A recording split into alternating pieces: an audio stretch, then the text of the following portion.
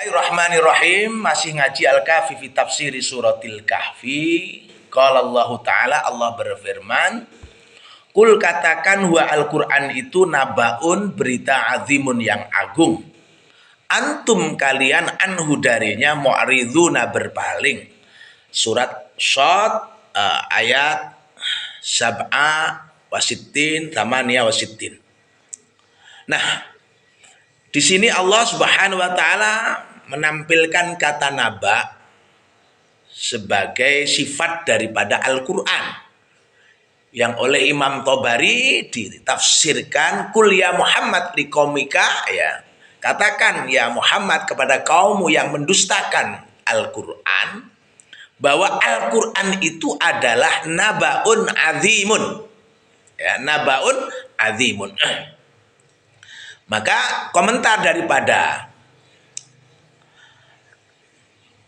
Ani bin Abi Najih an Mujahid tentang nabaun azim itu Al-Quran. Jadi huwa, yakni Al-Quran itu nabaun azimun.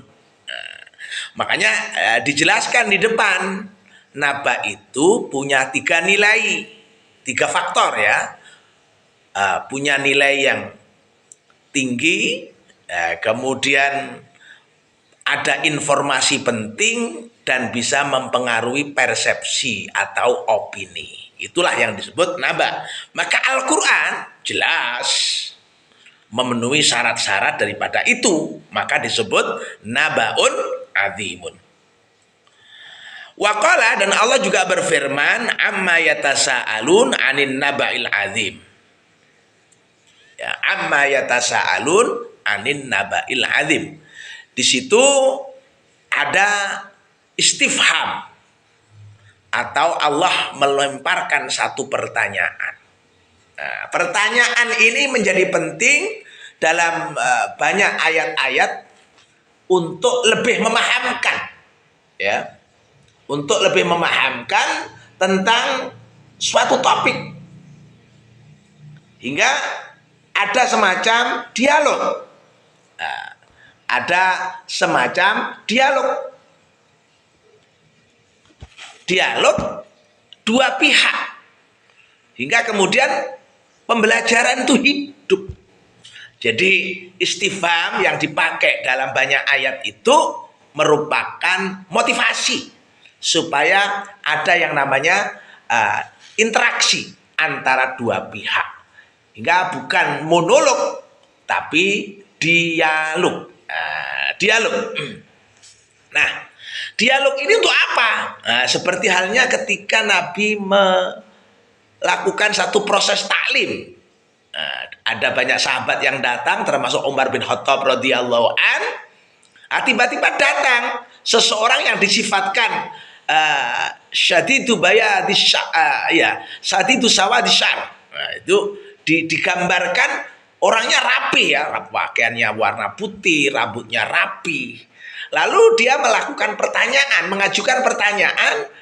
Ketika dijawab, dia membenarkan jawaban Nabi itu. Nah, ketika laki-laki itu pergi, para sahabat bertanya, siapa orang itu? Nabi menjawab, Jibril alaihissalam. Kenapa dia datang ke sini? Untuk memberikan semacam simulasi bagaimanakah pembelajaran yang efektif. Maka kata amma yatasa'alun itu adalah bagian daripada motivasi atau semacam dorongan adanya dialog dalam proses pembelajaran. Amma yatasa'alun itu an Aisyah ini yatasa'al ha'u alil musyrikun billahi wa rasuli min Quraisyin ya Muhammad. Kira-kira apa yang mereka pertanyakan, apa yang mereka perdebatkan, apa yang mereka diskusikan, wahai Muhammad, orang-orang musyrik Quraisy itu seperti apa yang diperdebatkan? Anin naba'il azim, anin naba'il azim, tentang naba atau apa yang kita sebut dengan al-khabarul azimu, yaitu berita-berita yang agung. Nah, dalam hal ini tentang risalah, tentang nubuah, tentang kiamat, tentang mahsyar, ya, tentang bakso, tentang hisabu, tentang masya Allah surga neraka, itu adalah berita-berita berat, berita-berita agung, berita-berita besar yang harus kita apresiasi, harus kita cermati, kita percaya sedemikian rupa, kita melakukan proses-proses mempersiapkan diri untuk bisa selamat pada kondisi atau peristiwa-peristiwa besar yang akan terjadi. Nah, termasuk kematian. Kematian ini adalah sesuatu yang pasti. Ketika ada orang lain mati, sebenarnya itu berita bahwa kita juga akan seperti dia. Tapi kadang-kadang nasihat-nasihat alamiah, kematian orang lain adalah nasihat bagi kita, yang kita juga akan mengikuti mereka. Seringkali lewat begitu saja. Kita tidak menganggapnya sebagai nabaun adzim. Sampai kita mengalaminya sendiri. Baru kematian adalah nabaun adzim. Coba, kalau kita ini tidur lalu bisa bangun, bernafas lagi, itu kan sesuatunya sangat luar biasa. Kita masih bisa menikmati, bisa memegang, bisa merasa memiliki apa yang kita miliki. Itu rumah, itu mobil, itu harta, masih milik kita.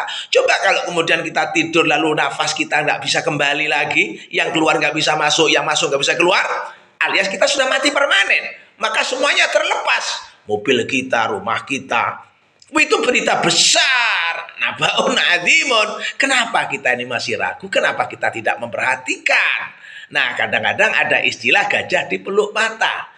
Nggak kelihatan. Justru semut di kejauhan malah nampak jelas. Artinya nabaun adzim kita nggak persiapkan apa-apa. Ya. Tapi isu-isu kecil seringkali kita sikapi. Harta, uang, itu kan isu-isu kecil yang kita persiapannya, waduh, ngalah-ngalahi pada isu-isu yang lebih besar. Fenomena tentang kematian itu sendiri misalnya, kiamat atau apalah namanya, tentang berita-berita akhirat dan seterusnya. Mari, naba ini kita sikapi dengan persiapan yang baik untuk bisa kita laksanakan sesuai dengan perintah daripada syariat. Alhamdulillahirabbil alamin.